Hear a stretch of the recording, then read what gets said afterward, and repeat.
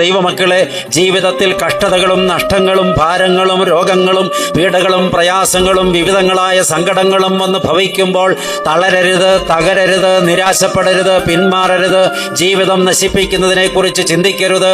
ജീവിതത്തിൽ ഒരു വിധത്തിലും നിങ്ങൾ നിരാശപ്പെട്ടു പോകരുത്. ഇത് കർത്താവിൻ്റെ പദ്ധതിയാണെന്നറിഞ്ഞ് താതാത്മ്യപ്പെട്ടുകൊള്ളണം. ഒന്നാമത്തെ പാഠം കഷ്ടം സഹിക്കുക എന്നുള്ളതാണ്.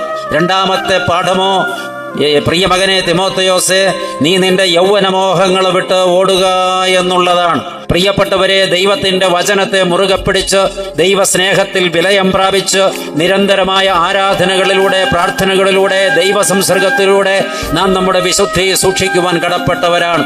ഈ നോമ്പുകാലത്ത് നമ്മൾ ദൈവസന്നിധിയിൽ ഇരിക്കുമ്പോൾ, ഇത് കേൾക്കുമ്പോൾ സ്വയം പരിശോധിക്കണം, നമ്മൾ എത്രത്തോളം വിശുദ്ധരാണ് എന്നുള്ളത്.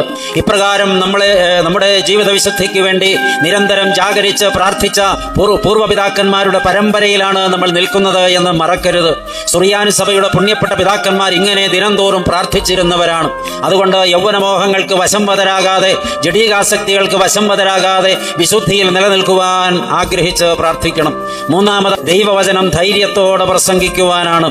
നാലാമത്, നിന്റെ വിചാരണയും കീഴിലുള്ള ജനത്തെ ദീർഘക്ഷമയോടും ശുഷ്കാന്തിയോടും കൂടെ പരിപാലിക്കുക എന്നാണ്. നീ ഒരുങ്ങി നിൽക്കുക, സമയത്തും അസമയത്തും ഒരുങ്ങി നിൽക്കുക എന്നുള്ളതാണ്.